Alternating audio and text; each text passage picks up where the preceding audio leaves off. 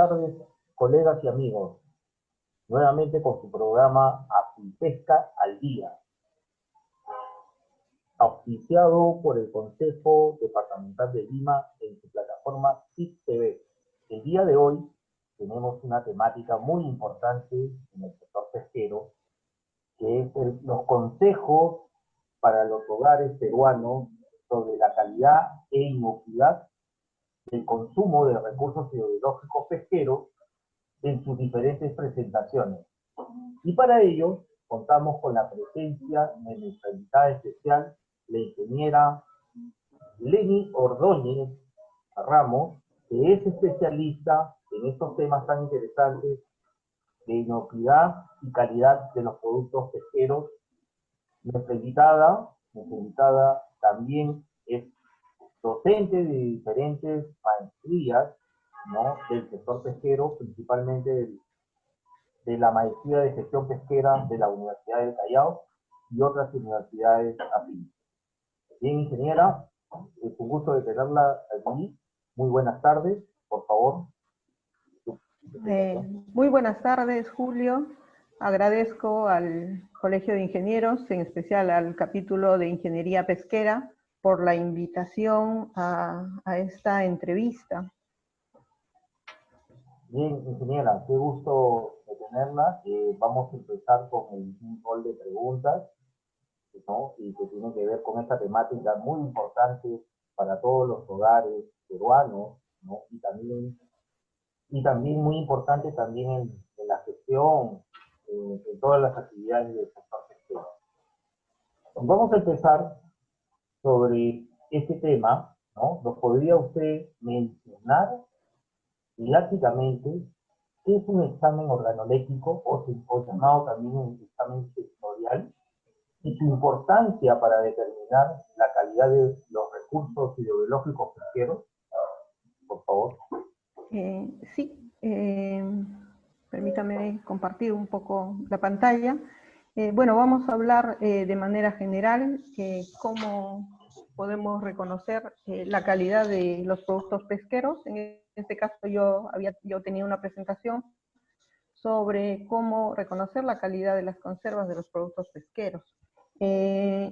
Para nosotros, reconocer o evaluar la calidad de los productos pesqueros, primero podríamos definir un concepto de calidad, ¿no? Hay muchos conceptos que se pueden utilizar, hay muchos conceptos que uno puede tener.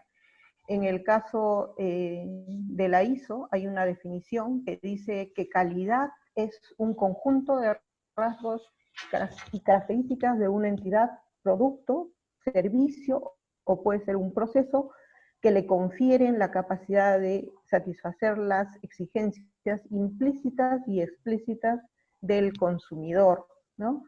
Para evaluar esta calidad, nosotros la hacemos mediante la evaluación sensorial, mediante la utilización de nuestros sentidos, ¿no?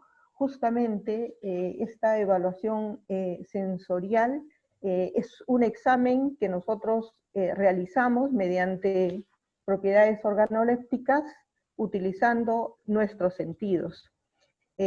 Esta apreciación de la calidad viene a ser una respuesta a un proceso en el que ciertos estímulos físicos o químicos u otros de un producto actúan sobre nuestros órganos sensoriales, ¿no? Y estos pasan a nuestro cerebro a través de corrientes nerviosas en donde estas sensaciones se transforman en percepciones y es justamente lo que nosotros evaluamos, ¿no?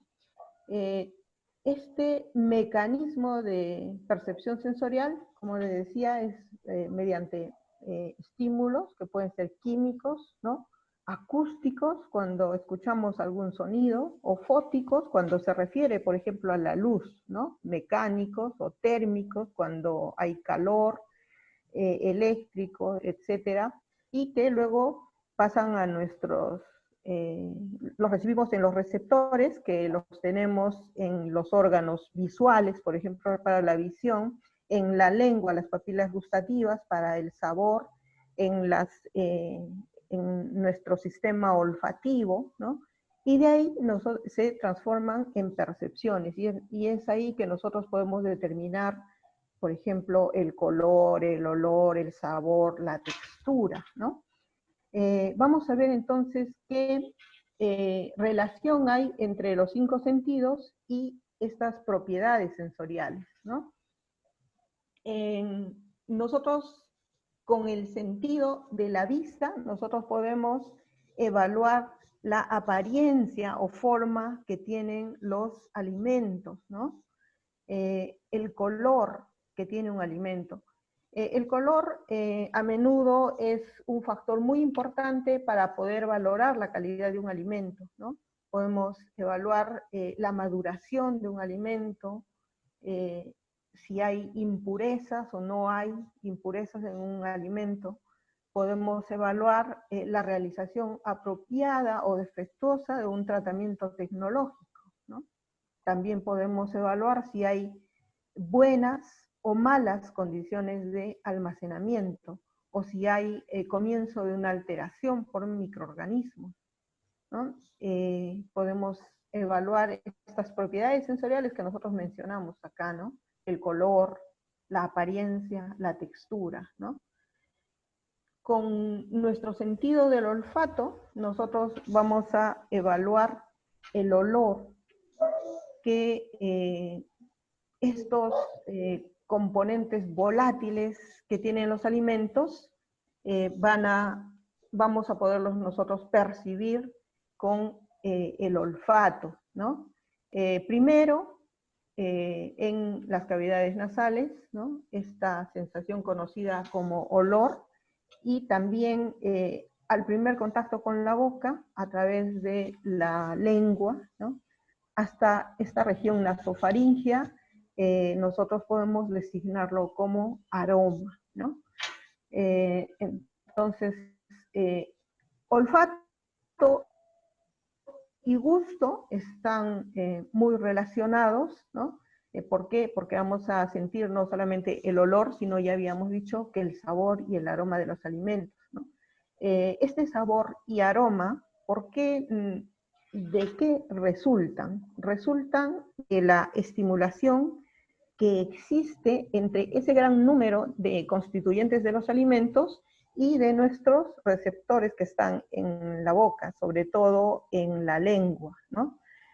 Nosotros vamos a percibir el sabor y el aroma del alimento, ¿no? Y se dice que el sabor del alimento es el parámetro más valorado, ¿no? Porque va a determinar la preferencia del consumidor, ¿no?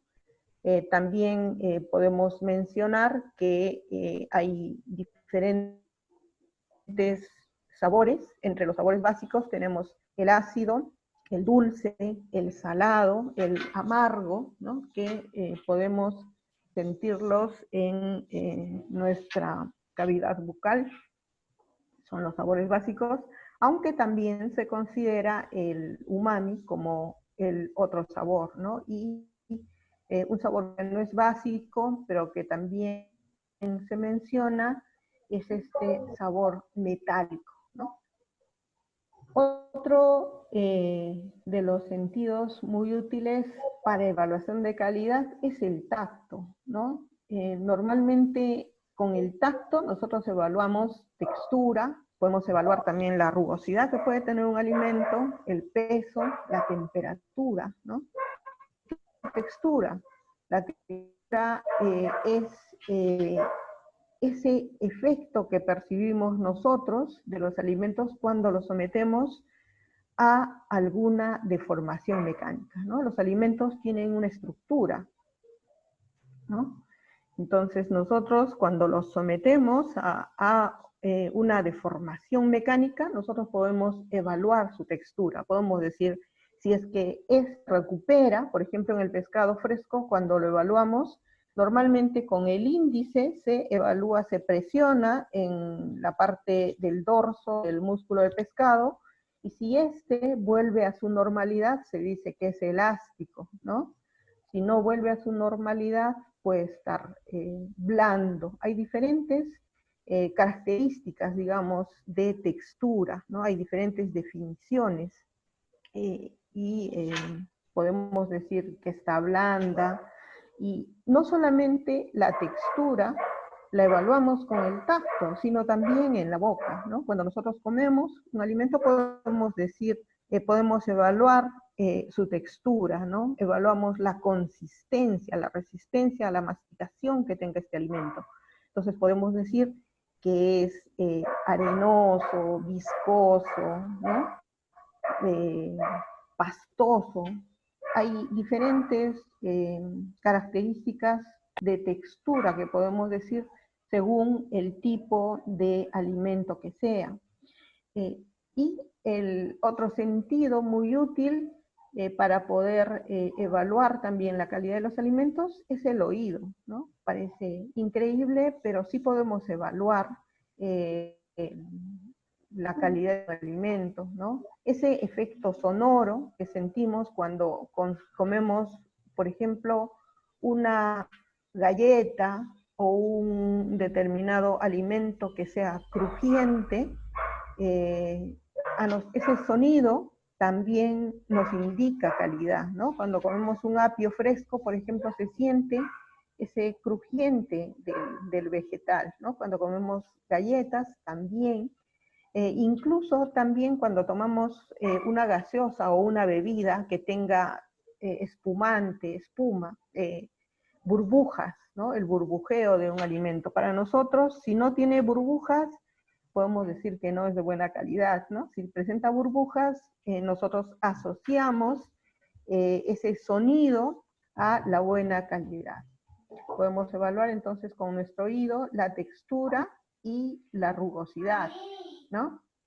¿Y qué características deben tener los productos? Si hablamos de productos en conserva, estos productos en conserva, en principio, deben ser productos que estén bien etiquetados, que no estén hinchados, ¿no? En la etiqueta debe aparecer el nombre del alimento, la identificación del lote, nombre y la dirección del fabricante. Deben aparecer con un código en el envase o en todo caso en la etiqueta. Lo más importante cuando nosotros compramos conservas, por ejemplo, es que no estén hinchadas, ¿no? Que las latas presenten, la tapa debe presentar una ligera concavidad, no debe estar hinchado, ni ligeramente hinchado, porque nos puede traer dudas, ¿no? Podemos pensar que ha habido una alteración con microorganismos. Entonces es importante que también es importante que veamos que los sellos no estén dañados, ¿no? En el caso de comprar conservas. Cuando es pescado fresco, nosotros podemos evaluar el pescado por su apariencia, su brillo, ¿no? Los ojos deben estar, cuando es fresco, los ojos son convexos, no son cóncavos, ni deben estar planos. A menudo los encontramos planos, a menudo no los encontramos muy frescos en el mercado, ¿no? Y sobre todo en los supermercados, que los ponen en hielo, a veces los descongelan, y ya las características de frescura han disminuido, ¿no? Vamos a seguir hablando de los productos en conserva. Nosotros tenemos diferentes productos en conserva. En el Perú podemos encontrar, por ejemplo, entero, ¿no? Se le llama así cuando nosotros hablamos de pescado que ha sido descabezado y eviscerado, que puede o no tener escamas o aletas, ¿no? Libre o no de aletas y escamas. En el caso de la anchoveta, por ejemplo, sí presenta escamas, porque imagínense descamar anchoveta por anchoveta, es un poco difícil. Aparte de que las escamas de la anchoveta no son muy gruesas y no quedan mal cuando uno las esteriliza, ¿no? Otro de los productos que nosotros tenemos son filetes, por ejemplo, ¿no? Los filetes de pescado o esa denominación de filete es aquella en la que el músculo longitudinal del pescado, con o sin piel, puede tener o no puede tener piel, está separado del cuerpo mediante un corte paralelo a la espina vertebral. A eso le denominamos filete. También tenemos lomitos, ¿no? Hay otra denominación que se llama lomitos. Esta denominación de lomitos son aquellos filetes dorsales, ¿no? De la parte del dorso del pescado, que estas sí están libres de piel, o sea, no debe tener piel.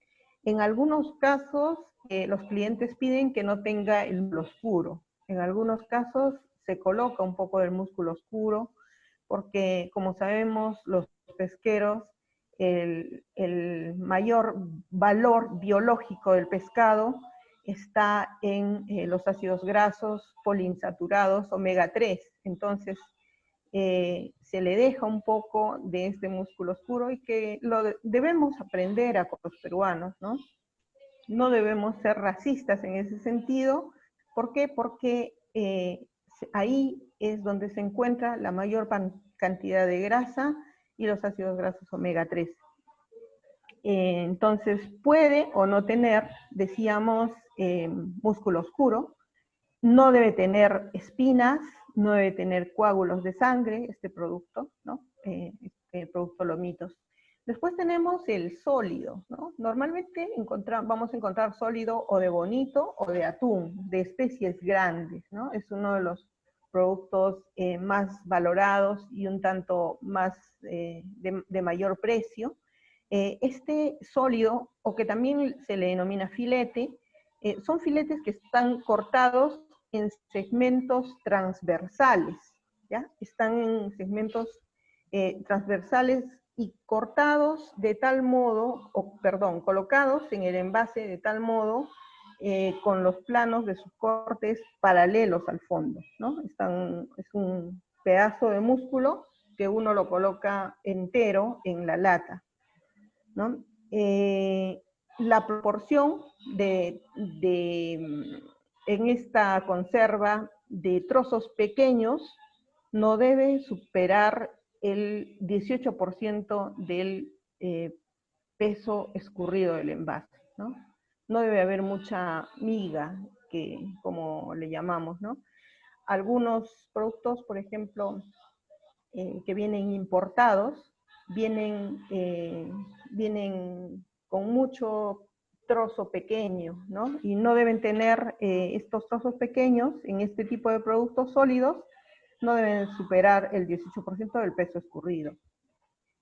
Luego, otro de los productos son los trozos, ¿no? Los trozos de pescado, que también se le llama chunk, se le conoce, son porciones de pescado en los que se mantiene la estructura original del músculo, y se dice que debe tener aproximadamente entre 1.2 centímetros de longitud, ¿no?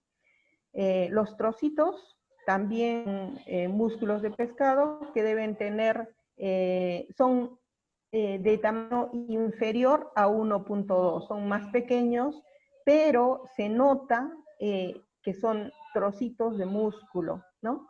A diferencia del gratet. El gratet es una mezcla de partículas de músculo de pescado que han sido reducidos. Se ha reducido en una máquina o en un equipo el tamaño de forma homogénea, ¿no? Estas partículas deben estar separadas, no deben ser una masa compacta. Esa debe ser la característica de este producto, ¿no? Tenemos otro producto, los medallones, que también se pueden encontrar. Los medallones son porciones de pescado que han sido descabezados y cortados de manera transversal a la columna vertebral, ¿no? En trozos al tamaño del envase, que no deben tener vísceras ni restos de coágulos, pero sí podrían tener, por ejemplo, restos de aletas, ¿no? Porque a veces no es muy fácil cortarle las aletas, dependiendo también de la especie que se va a envasar, ¿no?, en estos medallones, estos productos, ¿no? Luego vamos a ver cómo podemos evaluar nosotros la calidad de las conservas, ¿no? Vamos a ver de manera un poquito más amplia, siguientes diapositivas, cómo podemos evaluar las conservas. Evaluamos el aspecto externo y el aspecto interno de la lata, además del líquido de cobertura, ¿no? Las conservas tienen un líquido de cobertura. Han visto que a veces vienen en aceite vegetal, vienen en salsa de tomate, en salsa de escabeche. Ahora hay diferentes tipos de sal, ¿no? Mostaza. En el ITP se han desarrollado un montón de productos con diferentes líquidos de cobertura. Entonces, para evaluar, vamos a ver que decíamos que evaluábamos el aspecto externo, ¿no? En el aspecto externo, cuando nosotros evaluamos el aspecto externo, debemos evaluar a simple vista que no hayan los siguientes defectos, que no hayan fugas, ¿no? Que no esté hinchada la lata.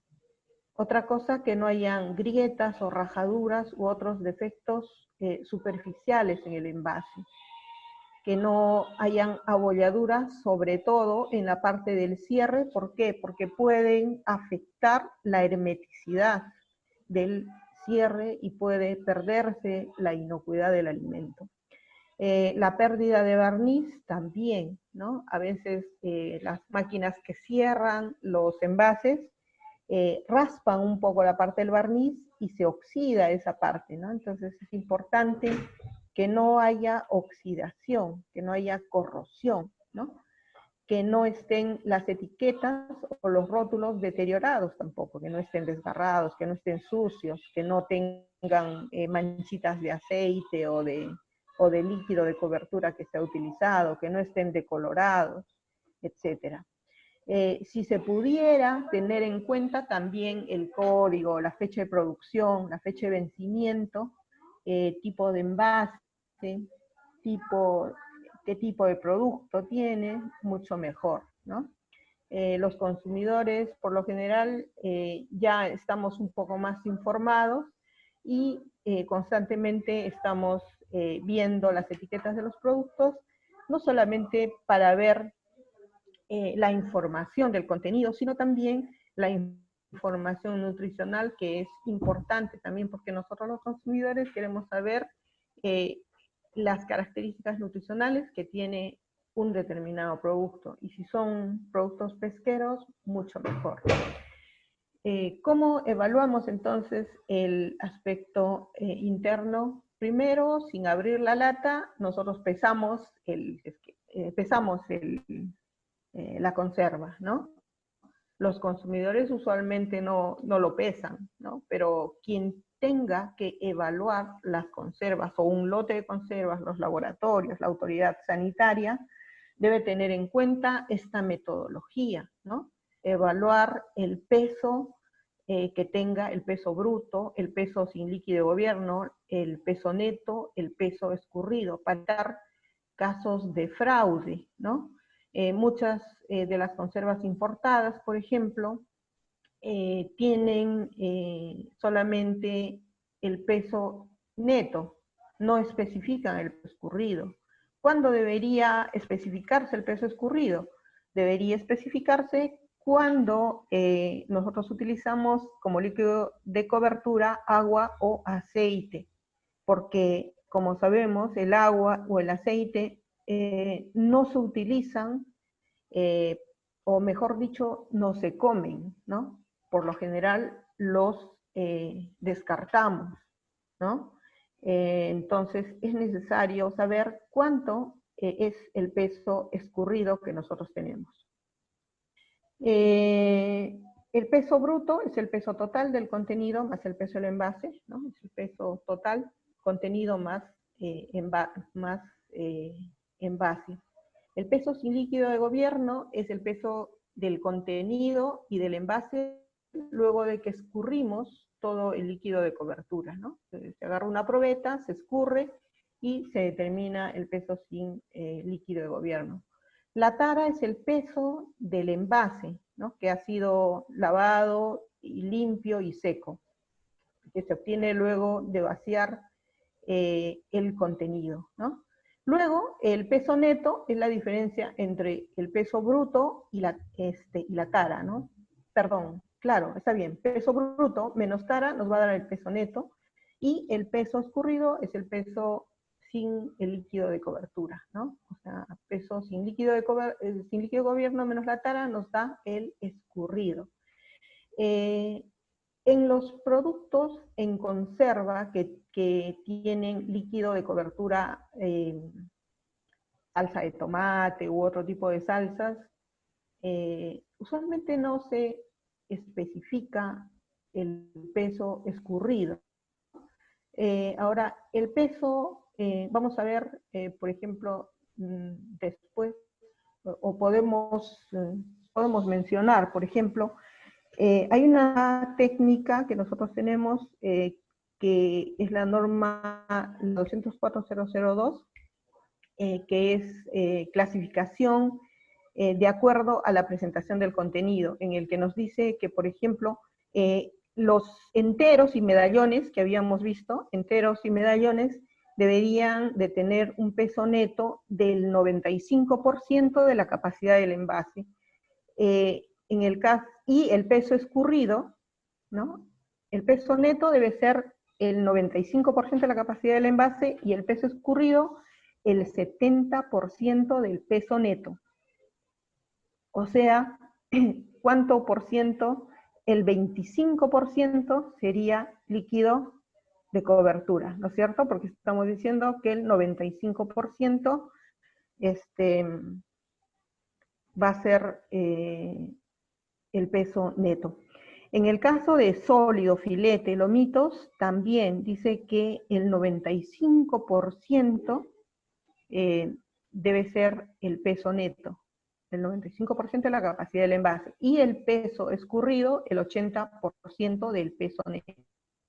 En el caso de trozos, trocitos y del gratet, también el 95% de la capacidad del envase, el peso neto, y el 75% el peso escurrido, el 75% del peso neto, ¿no? Así debería ser los pesos para poder determinar este peso neto y peso escurrido.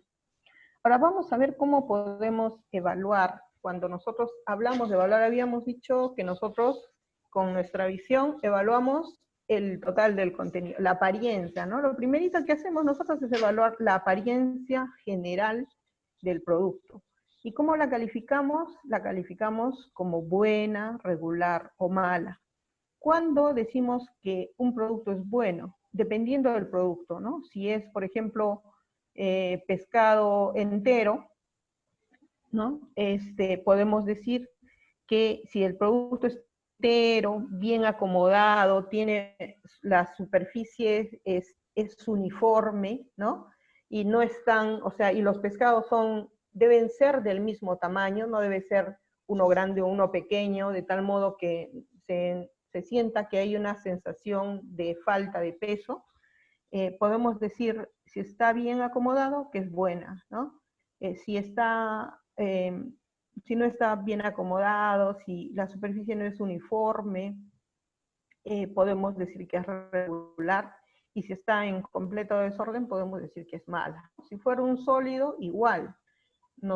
Es buena cuando tiene la superficie uniforme, ¿no? En el caso del olor, ¿cómo evaluamos? El olor se evalúa cuando se abre la lata, ¿no? Abrimos la lata y lo primero que percibimos es el olor. Esos componentes volátiles del alimento nosotros lo vamos a percibir cuando abrimos la lata. Cuando vaciamos el contenido, también en la lata misma se puede percibir el olor. ¿Y cómo lo evaluamos? Podemos decir que es un olor normal cuando es característico del producto, ¿no? Cuando si es un determinado producto, si huele a ese pescado, ¿no? Característico del producto. Si hay ligero cambio un ligero cambio, podemos decir que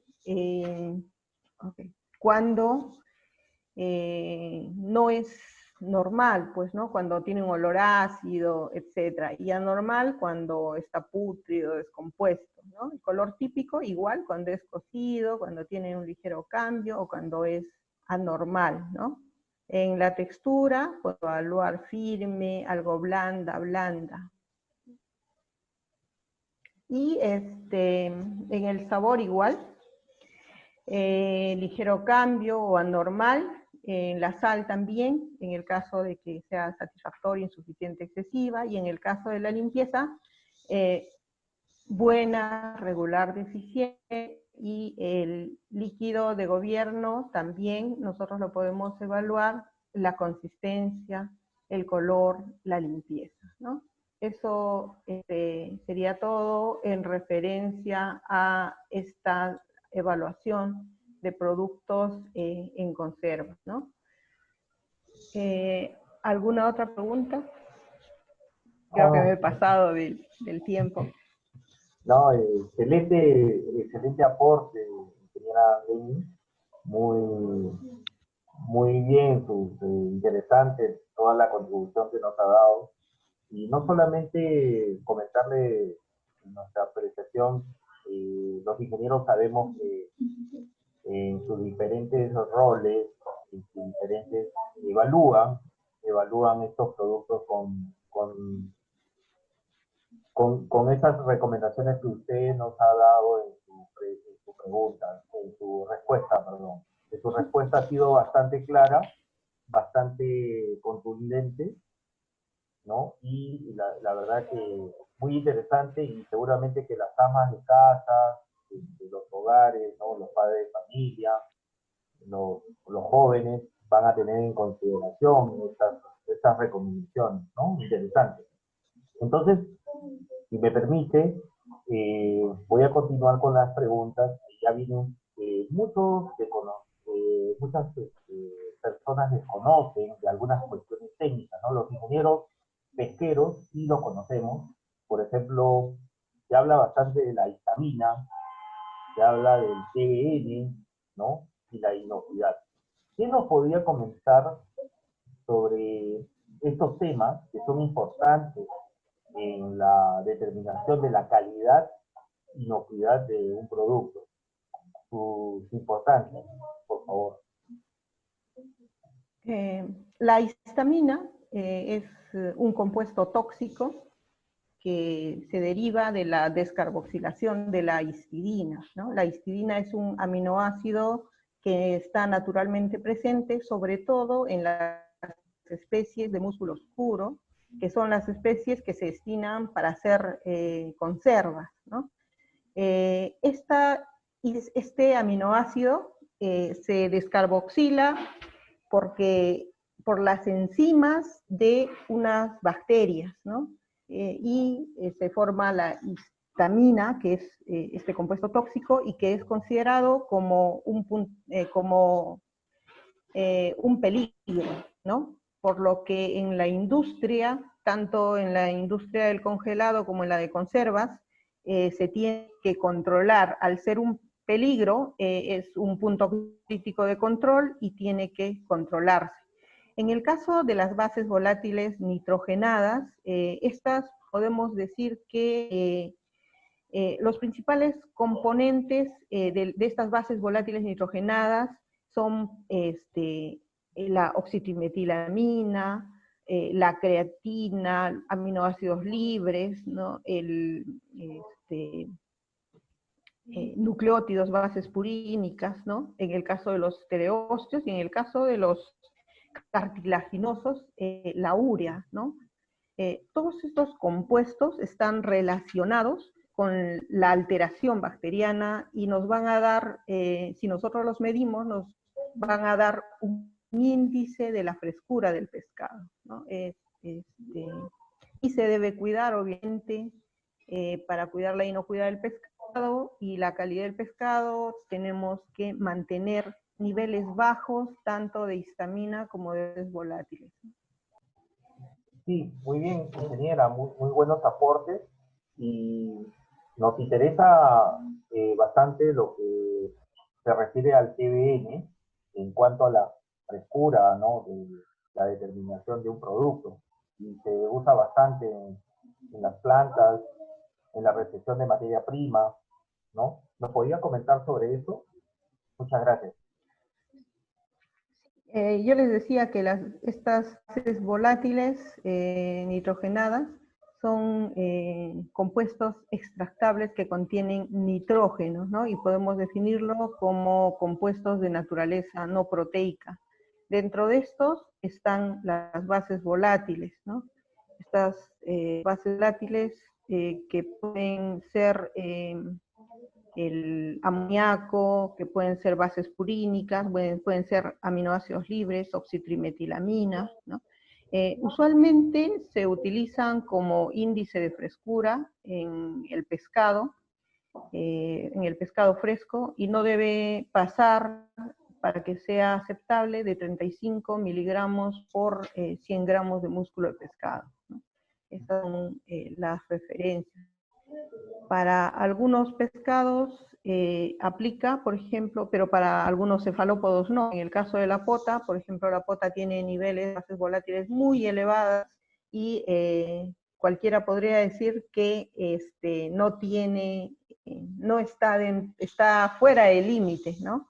Pero la pota es así. ¿Por qué? Porque las especies varían y la pota tiene abundancia de oxitrimetilamina, entonces va a variar las bases volátiles, ¿no? Aplica para pescados, sí, pero para algunos cefalópodos no aplican estas bases volátiles. ¿Alguna otra cosa? Usualmente se forman por la alteración bacteriana, eso también me olvidé de decir, ¿no? Estas bases volátiles, mientras avanza la alteración bacteriana, también se va a elevar el nivel, las bases volátiles, ¿no? Coincide con la alteración bacteriana, porque también ocurre una descarboxilación y una desaminación de los aminoácidos, ¿no? De las bases orgánicas, de las aminas volátiles y las aminas no volátiles también, ¿no? Eso pasa con las bases volátiles. Bien, muchas gracias por las precisiones, ¿no? Interesante el aporte. El público no conoce este tema de la vitamina, no conoce este tema de TN, y son, obviamente, como usted lo señala, son eh, prevenciones y que tiene el aparato de la calidad, ¿no es cierto? Un grupo de calidad siempre revisa estos temas para justamente garantizar la inocuidad de los alimentos y la seguridad alimentaria. Entonces, como usted bien lo ha señalado, ingeniera, ahora vamos a pasar a un tema importante. Hemos leído sus logros también en su equipo de trabajo y quisiéramos saber un poco del tema sobre este gran proyecto de investigación sobre el uso de envases flexibles, esterilizables, para la fabricación de productos pesqueros de alto valor agregado, ¿no? A partir de recortes provenientes del procesamiento de recursos pesqueros frescos y congelados. Muy interesante porque es un proyecto, creo, que ha sido, que se ha podido financiar a través de los proyectos del Programa Nacional de Pesca y Acuicultura, que es más conocido como el PINIC. Por favor, adelante. Sí, nosotros con el ITP, en conjunto con la entidad asociada pesquera Diamante, tenemos un proyecto, que es este proyecto de uso de envases flexibles a partir de los recortes generados por la industria. Actualmente ya hemos desarrollado 5 productos. Tenemos 3 tipos de sopas, una sopa tipo parihuela, sopa tipo serrana, y tenemos una sopa tipo aguadito también, con un sabor aguadito, pero estamos utilizando los recortes de caballa para las sopas. Tenemos dos productos más, tenemos hamburguesa de pescado esterilizada en bolsa flexible, utilizamos los recortes de pico y los recortes de pota, del daruma, de lo que queda del daruma, de la pota, y tenemos otro producto utilizando también los recortes de caballa, que son recortes ahumados, pero estamos haciendo recortes con humo líquido, utilizando humo líquido.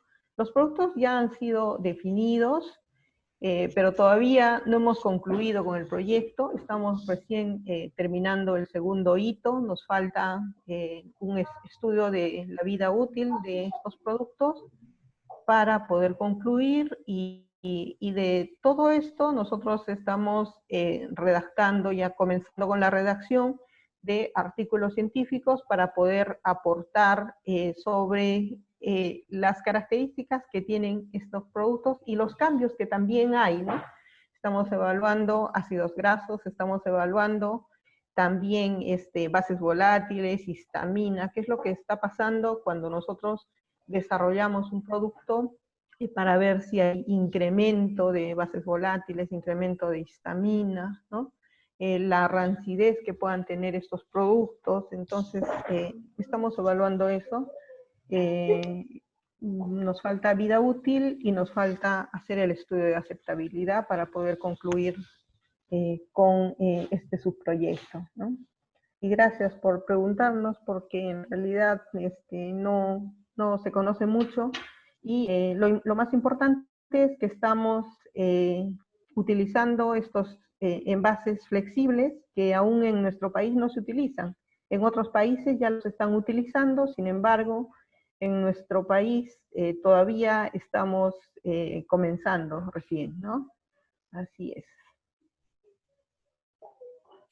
Muy bien, ingeniera, qué interesante esta información que nos comparte, ¿no? Bien actualizada, y qué es lo que se está viviendo en estos momentos con este proyecto, ¿no? Y qué tan importante, ¿no? Gracias por compartir.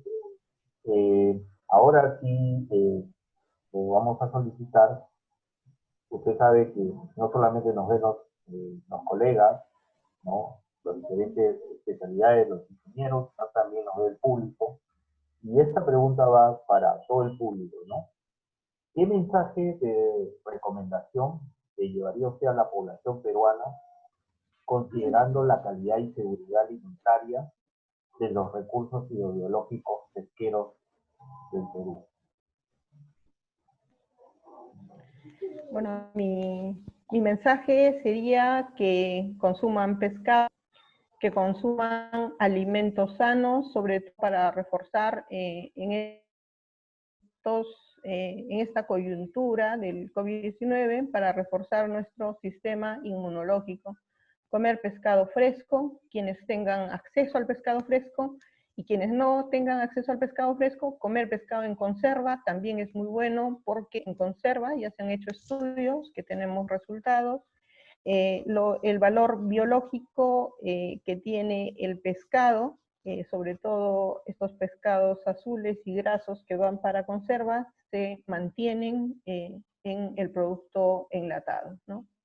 Así que no olvidarse, reforzar su sistema inmunológico, comer pescado, alimentarse bien para poder resistir esta pandemia que actualmente nos tiene un poco aislados, pero que esperamos superar y esperamos salir muy pronto de esto, ¿no?